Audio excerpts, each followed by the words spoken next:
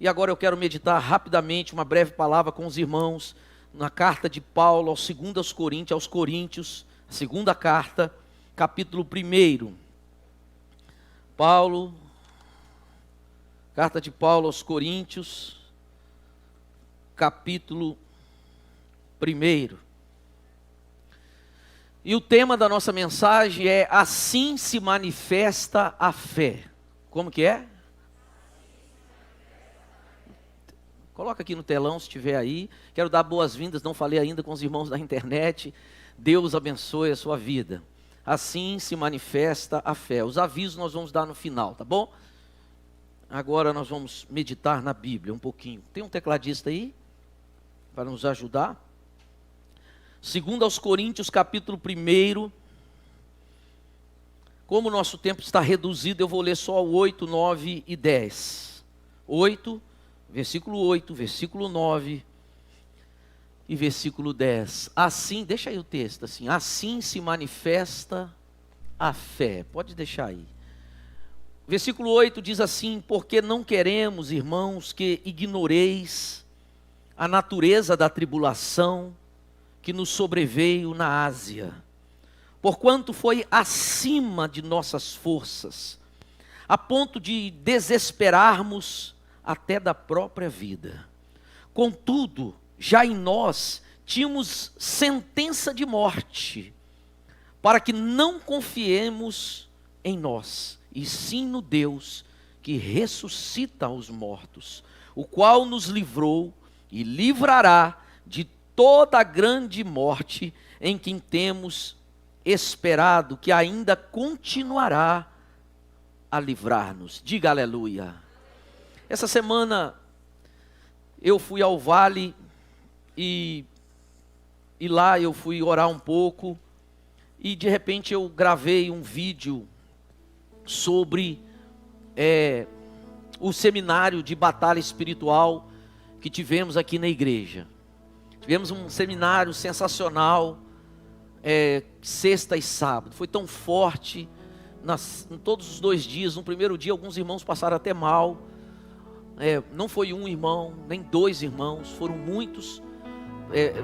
Dor de barriga e outros sintomas, por mexer no mundo espiritual e a libertação que Deus nos deu. Foi algo muito tremendo. E o pastor Hernani, um amigo, Deus tem usado muito esse rapaz no Brasil, e foi uma grande bênção. E quando eu estava lá no vale, fazendo o vídeo, preste atenção, fazendo o vídeo para divulgar esse aí, falar: está nas últimas horas, entra lá, faz sua inscrição. Eu estava lendo a oração do Pai Nosso. E quando eu estava lendo a oração do Pai Nosso, eu fui para o texto original, numa versão diferente no grego do original, e eu me deparei com uma frase que eu já tinha lido.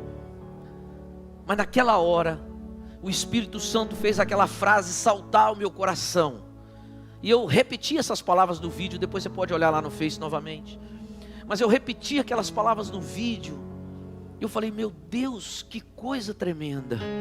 E a palavra, ela dizia lá em Mateus, versículo 14 e 15, dizia assim: na oração, há uma conexão entre o que você faz e o que Deus faz. Repita comigo assim: na oração há uma conexão entre o que eu faço e o que Deus faz. Eu vou explicar melhor. Esse texto está dizendo que existe em todo o processo de nossa vida uma parte que é sua e uma outra que é de Deus. Versículo 14 e 15 do original, eu li isso, falei: meu Deus. Jesus disse, e foi Jesus que disse: na oração existe algo que cabe a você e algo que cabe a Deus. E Jesus disse: eu vou dar um exemplo. E ele dá um exemplo lá em Mateus 6, na oração do Pai Nosso. Ele diz assim: olha, se você quer receber perdão de Jesus, de Deus, você também precisa perdoar quem te ofendeu. Ele disse: eu vou dar um exemplo, porque se você não perdoar quem te ofendeu, Deus também não vai te perdoar. Olhe bem, há uma conexão, há uma ligação entre o que nós fazemos E o que Deus, existe uma parte que cabe a nós. Existe algo que cabe a você e Deus não vai fazer. É a sua parte, é você que precisa se posicionar. É você que precisa decidir. É você que age. É você que levanta a mão e diz: eu entrego a minha vida a Jesus. Eu me arrependo dos meus pecados. É você que decide: eu vou amar a despeito de tudo. Eu vou perdoar a despeito de tudo. E por quê que nós somos capazes de coisas tão difíceis?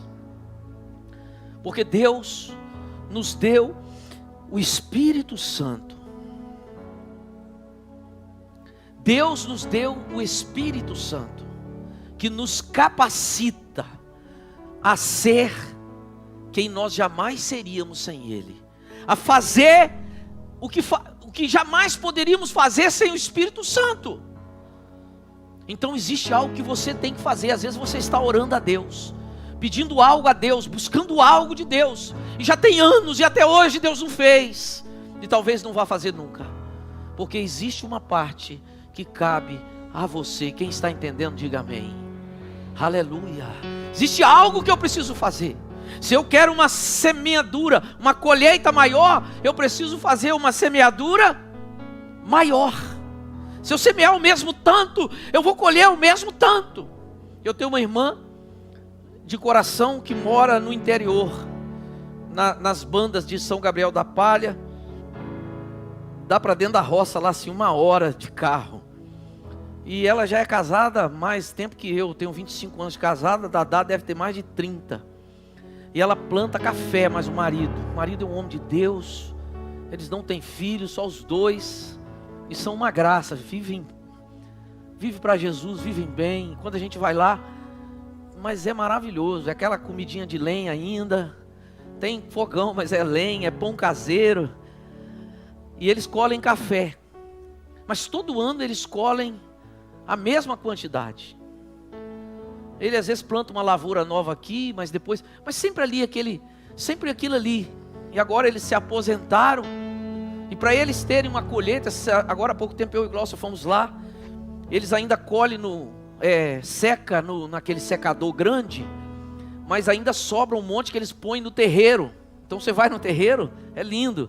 Já viu café no terreiro? Então fica aquele monte de café no terreiro, mas sempre assim, há anos, é a mesma quantidade de colheita. Um ano um pouquinho mais, outro um pouquinho menos, mas não sai daquilo. Por causa da limitação da terra, e também por causa da saúde. Essa faixa, ele já está aposentado, ela também está aposentada, na zona rural. Então para colher mais, eles teriam que fazer uma plantação bem maior. Se você planta o mesmo tanto na parte espiritual, você vai colher o mesmo tanto na parte espiritual. Se você não tem fome e sede de Deus, você vai continuar no mesmo nível espiritual. E Jesus, não foi nenhum apóstolo, foi Jesus. Ele disse: olha, há uma conexão entre o que você faz e o que Deus faz. Existe uma parte que cabe a você. Eu já dei a você potencial. Tem uma parte aqui que ele diz o seguinte: façamos em Deus constantes progressos. E aí quando ele diz isso, essa parte depende de nós e não de Deus. Quando ele diz: vamos progredir, vamos avançar, continue rompendo, ele está dizendo assim: olha, o que eu tinha que fazer eu já fiz, agora cabe a você, para que você venha ter progresso, para que você venha crescer no Senhor. Quem está entendendo, diga amém. Às vezes você tem feito corpo mole, às vezes você não tem explorado áreas que Deus já está te mostrando, e nessa noite eu venho te dizer que você precisa, porque existem umas pessoas que creem que você não tem escolha, já está tudo pré-determinado. Nós não cremos assim, e a própria oração do Pai Nosso é contra isso. Tem gente que não crê no livre-arbítrio, mas desde o começo tem livre-arbítrio em tudo. Existe essa doutrina simulada na internet de forma forte, Mas a Bíblia está cheia de casos dizendo assim: ei, eu ponho diante de você a bênção e a maldição, escolhe o que você quer. Ele ainda sugere: escolhe a bênção para que viva. Você tem escolha, você tem poder de decisão. A Adão ele disse: você pode comer de todas as árvores, menos dessa, não coma dessa. Mas se quiser comer, é com você. Você vai arcar com as consequências do seu erro. E Adão foi lá e comeu porque quis, mas Eva, e você sabe do que aconteceu em toda a Bíblia. E agora quando chega nesse texto da oração do Pai Nosso, que você já orou ela milhares de vezes, centenas de vezes, na escola, na casa, quando você vai, eu estou te chamando a atenção para o final, quando Jesus vai no versículo 14 e 15, e você pode se aprofundar depois, e ele diz o seguinte: olha, há uma conexão entre a sua parte e a parte de Deus. Não pense que tudo é Deus, e não pense que tudo é você. Você tem responsabilidade. Deus disse para Abraão: eu quero seu filho. Abraão podia dizer: não dou. O Senhor me deu. Mas ele escolheu obedecer a Deus. E essa frase está no meu coração quando eu chego aqui em 2 Coríntios, no texto que lemos. Por isso que eu botei esse tema assim: se manifesta a fé. Porque aqui em Coríntios, Paulo escrevendo para aquela igreja de Corinto, ele diz o seguinte: gente, eu não sei se vocês se lembram, mas eu passei uma prova muito difícil.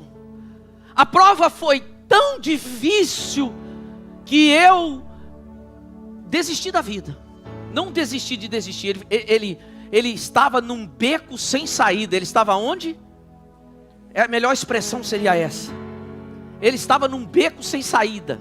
Ele não tinha opção, ele não sabia. Uma coisa é você não saber o que fazer, como aquela mulher de Eliseu, aquela viúva. Ela tinha uma dívida, os credores estavam na porta dela, e ela tinha que pagar ou perder os filhos, 2 filhos únicos, e ela não sabia o que fazer. Então ela foi ao profeta e disse para o profeta: ó, está acontecendo isso. O profeta falou: que você tem em casa? Ela disse: eu tenho lá um pouquinho de azeite. E ele disse: traga o azeite. Faça isso com azeite. E aí ela teve a necessidade suprida. Mas ela foi ao profeta. Esse caso de Paulo é pior. Não se sabe o que era. Foi lá na Ásia, quando ele estava pelas bandas da Ásia. Pode ter sido uma perseguição, uma luta, uma doença, não se sabe. A Bíblia não fala o que é. Há especulações, mas não sabe o que Paulo passou. Ele diz assim: a tribulação que me sobreveio na Ásia foi acima de minhas forças, porquanto desesperamos até da própria vida, achamos que ia morrer. E ele diz o seguinte: contudo já em nós tínhamos a sentença. Essa palavra sentença no grego é crino, e crino significa a sentença final de um juiz. Um beco sem saída. Um beco sem saída. Quantas vezes, talvez hoje, você não sabe mais o que fazer? Pastor, Deus, eu estou desempregado. Deus, meu casamento. Deus, eu não sei o que fazer. Eu estou num beco sem saída. O de Paulo era pior. Ele diz: agora acabou, vou morrer mesmo. Vou morrer mesmo. E aí ele mostra e conta para nós o que aconteceu. Neste texto. Essa palavra crino significa beco sem saída. E significa que a sentença do tribunal, do juiz já foi dada. Mas se você continua lendo, você vai ver que houve um novo começo para Paulo. E nesta noite, Deus tem um novo começo em alguma área para você e para mim. Quantos podem dizer amém? Ele disse, Paulo disse: contudo nós já tínhamos, versículo 9, contudo nós já tínhamos a sentença de morte. E aí ele diz o seguinte: por que Deus permitiu isso? Olha o versículo 9, põe na tela para mim o 9, por favor. Ele diz: por que Deus permitiu isso? E às vezes Deus faz isso, Deus permite para que não sobre nenhuma ponta de dúvida que foi Ele, que não foi você. Olha o texto: nos sobreveio sentença para que não confiássemos em nós mesmos, mas em Deus que ressuscita os mortos. Ele disse: Deus permite certas coisas para que você saiba que é Deus, que é Ele que vai resolver.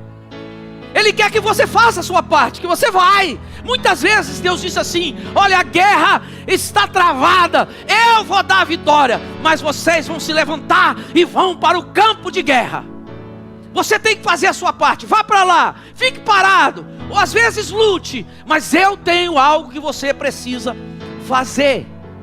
E ele disse aqui, para que não haja dúvida, quando ele ressuscita Lázaro, Jesus espera 4 dias. Quando ele chega, a irmã de Lázaro disse: mas Senhor, se o Senhor tivesse chegado antes, meu irmão estaria vivo.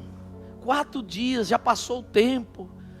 Até das crenças populares, eles achavam que até 4 dias o espírito do morto, a alma, ficava rodando. Essa crença, isso não está na Bíblia, isso é dos comentários. Mas Jesus disse, é como se Jesus dissesse: eu esperei 4 dias para você ter certeza que vocês não podem fazer nada, que já estava tudo acabado, já está sepultado, mas eu ressuscito sonhos, eu dou um novo começo onde não tem, e nunca é tarde para um novo começo. E aqui, aí Paulo diz no versículo 10, olha, é assim que se manifesta a fé, assim que se manifesta a fé, olhe bem, ele diz assim: o qual nos livrou e livrará de tão grande morte em quem temos esperado, e ainda continuará a nos livrar. Eu anotei aqui do original, ele diz assim: Deus nos resgatou da destruição certa. Paulo dizendo, e ele, olha o que Paulo diz, é assim que se manifesta a fé, porque Deus, escute bem, qual é a sua parte? Deus está observando você, não para pisar no seu pescoço, não para te condenar, mas para ver as suas atitudes, as nossas reações diante de uma bandeja de Satanás, diante de um problema. E Deus quer ver em nós uma atitude de fé. Às vezes a gente faz uma campanha aqui na igreja, o cara fala: não, eu não posso ajudar. Todo mundo pode, de alguma maneira você pode ajudar. Deus fica olhando para ver a nossa atitude, as nossas posições altruístas, quando às vezes até em prejudicando a gente mesmo, deixando de fazer alguma coisa do nosso tempo, a gente diz: não, eu vou fazer. E Paulo diz assim: Deus nos resgatou. Lembra do crino? A sentença foi dada, mas Deus nos resgatou da destruição certa. Era certo, ninguém tinha dúvida, já estava tudo definido. Deus me resgatou. Aí ele continua, versículo 9, 10, ele continua dizendo: e fará tudo de novo. Assim se manifesta a fé. Ele diz: Deus me livrou e vai continuar livrando. Ele fará tudo de novo.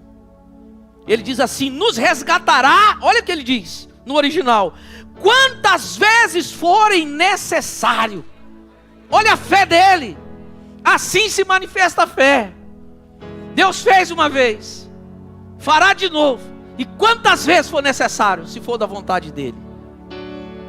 Ele diz assim, aí ele continua, ele diz assim: vocês e suas orações. É aqui que faz conexão com a oração do Pai Nosso que eu falei no início. O original diz assim: vocês e suas orações são parte da operação deste resgate. Ele está dizendo: eu fui resgatado, e vocês têm parte nisso, porque vocês oraram por isso. Vocês estavam orando, há uma conexão. Vocês movimentaram o céu, vocês chacoalharam o céu com as suas orações. Então Deus ouviu e Deus agiu. Ele disse: vocês têm parte nisso, nesta operação de resgate. E não acabou. Ele disse no final: nesta oração, neste resgate, a oração tem um papel fundamental. Eu vou terminar aqui. Eu quero dizer para você, encerrando, irmãos, nessa noite, que a oração é muito mais sério, é muito mais sério do que você pensa. E aqui a posição de Paulo, olha, um homem dizer: é isso que Deus quer ouvir de você. Deus não quer que você repita como um papagaio as notícias dos telejornais, ou conversas de irmãos. Eu estava sentado numa roda, foi essa semana, e estava falando do Covid. Então Ismael chegou e falou: pai, que conversa é essa? Porque tudo tem uma forma de se falar, e como se falar. E às vezes muitos de nós nos enchemos daquilo que a televisão fala. E hoje já está sabido por todos que eles inventem, manipulam, e é assim que funciona. E às vezes a gente se enche daquilo e a gente repete aquilo, e não tem coragem de repetir o que Deus fala. Deus diz assim: suprirei todas as suas necessidades. O Senhor disse assim: se quiseres comereis o melhor desta. Se quiseres comereis. A gente tem até medo de repetir um versículo glorioso desse, que a gente pensa: será que isso vai se cumprir na nossa vida? Eu visitei a África em 2 anos, 2 vezes. E no primeiro ano, o pastor da igreja colocou um rapaz para andar comigo e um irmão que foi comigo. E nós fomos na casa dele, perto da casa. Eu não cheguei a entrar na casa, mas eu sabe que é pobre, mas muito pobre. As casas assim, parece que não tem fim, é feita de papelão. Não tem nada. E aquele rapaz, ele era nosso guia para andar conosco lá, os dias que ficamos lá. E aquele rapaz viajou com a gente, esteve com a gente, dava risada com a gente brincava com ele, brincava com a gente, se tornou um grande amigo. A ponto do irmão que estava comigo ter uma empresa, queria até trazê-lo para o Brasil para trabalhar. E aí passou-se o tempo, no outro ano nós voltamos. E o nome dele é Carlos. E nós encontramos com Carlos novamente. E ele disse assim: minha vida mudou. A minha vida, a minha casa, a minha família mudou. Carlos já era outro homem, em todos os aspectos. Em todos os aspectos da vida dele. Porque nós ministramos para ele o evangelho verdadeiro. E mesmo lá na África, irmãos, onde eu fui, um lugar muito paupérrimo, nós entramos, eu fui pregar numa igreja, no meio da selva. Eu me lembro como se fosse hoje. O irmão que foi comigo ficou na casa de uma juíza federal. E eu fiquei numa outra casa de um outro irmão. E aquela juíza, ela emprestou o carro para nós irmos pregar nessa igreja. Alguma coisa assim. Nós saímos andando no meio do mato. Chegou num lugar assim, um irmão falou: é aqui. Eu falei: mas aqui como? Não tem estrada, só tinha mato. Não tem, é aqui. Não tinha estrada. Não tinha estrada, era mato.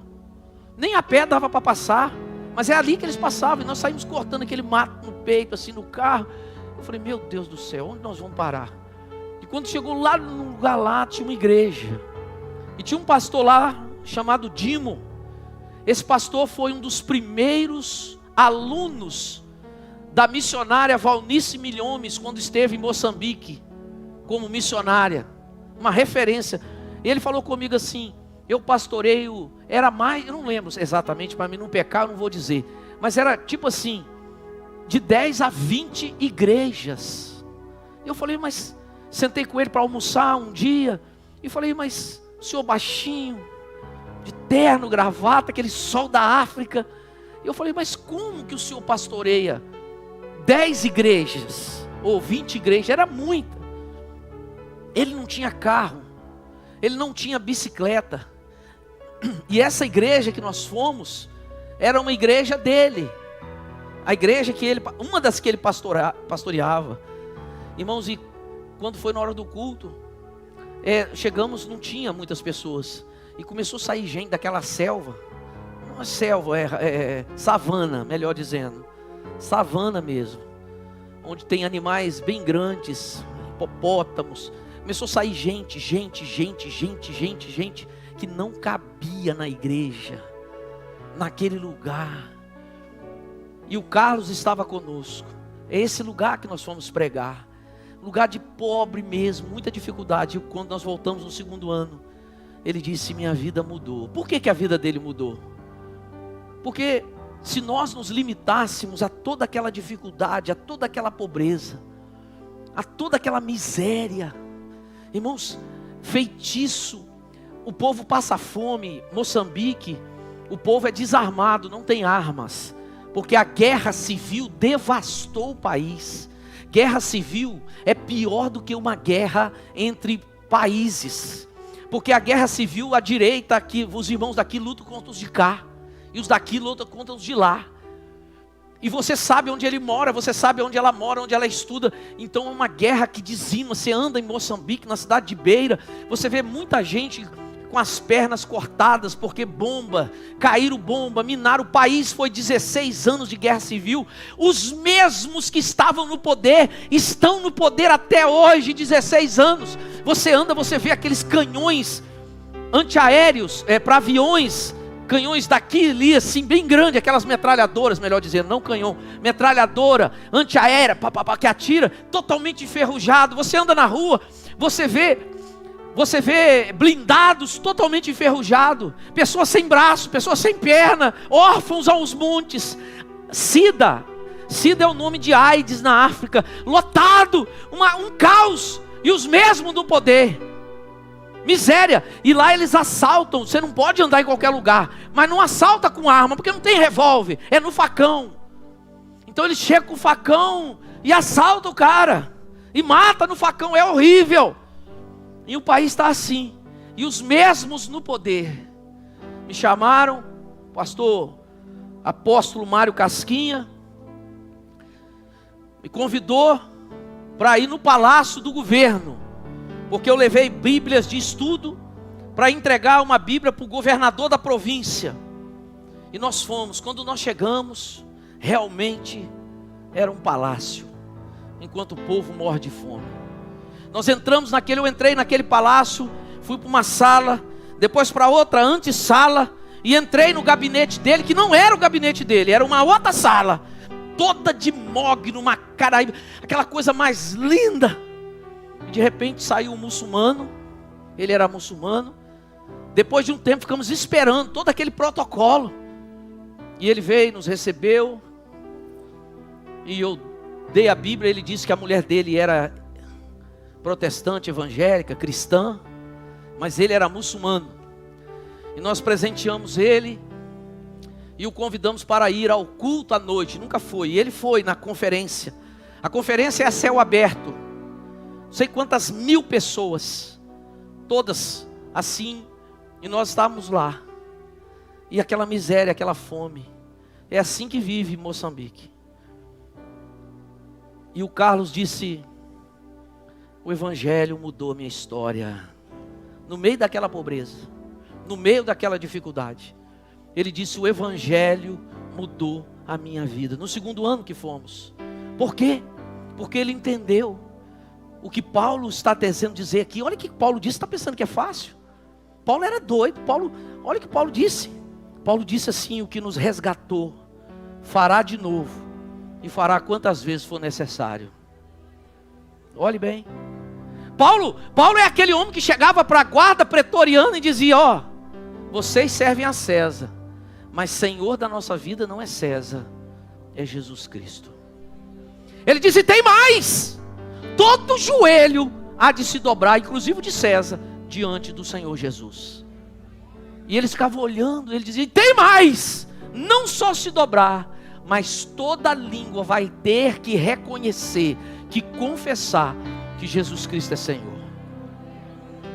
Ele usa a palavra Kyrios para Senhor. E Senhor naquela época só tinha o Senhor de escravo e o imperador romano. O imperador romano é o que podia mandar matar e deixar viver. E Paulo chegava: assim se manifesta a minha fé, Senhor da minha vida é Jesus Cristo de Nazaré. Nesse texto, talvez você tenha lido, Paulo diz: o Deus que me livrou, eu pensei que estava tudo acabado. Talvez você veio hoje para cá achando que está tudo acabado, mas Deus quer te dar uma nova chance, um novo começo nesta noite. Talvez você veio para cá frustrado. Eu quero que você se renove a sua fé e olhe para o Senhor. Você que está em casa, na internet, eu quero que você olhe para o Senhor. Como Paulo fala aqui neste texto sagrado, ele diz: eu pensei que estava tudo acabado, nós já tínhamos a sentença, o juiz já tinha batido o martelo e dado a sentença de morte, mas Deus, aleluia, talvez você tenha achado que está demorando muito, e eu quero ministrar o seu coração, dizer para você que Deus está trabalhando. Nosso Deus trabalha no silêncio. Nosso Deus trabalha quando a gente acha que nada está acontecendo, Ele está se movendo. Ele diz assim: que Deus é igual ao Senhor, o profeta disse. Que Deus é igual ao Senhor, que trabalha para aqueles que nele esperam. Aleluia.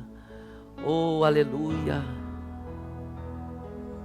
Essa noite, querido, volte a sua atenção ao Senhor. E saia daqui disposto a fazer o que você precisa fazer. Se você precisa jejuar, jejue. Se você precisa buscar mais, busque mais. Se você precisa acordar amanhã cedo e ir atrás de alguma, vá. Faça a sua parte. Não descanse, renova. Eu já fiz de tudo. Sabe, irmãos, o apóstolo falou assim: eu já pesquei a noite inteira aqui nesse lugar. Eu vivo aqui, eu conheço isso tudo aqui, e o Senhor está querendo que eu jogue a rede de novo. E Jesus disse: filho, jogue a rede de novo. Ele disse: tá bom, eu por mim, olha ele falando, eu por mim não faria isso não, mas já que o Senhor está falando, sobre a tua palavra, jogarei a rede. Aleluia.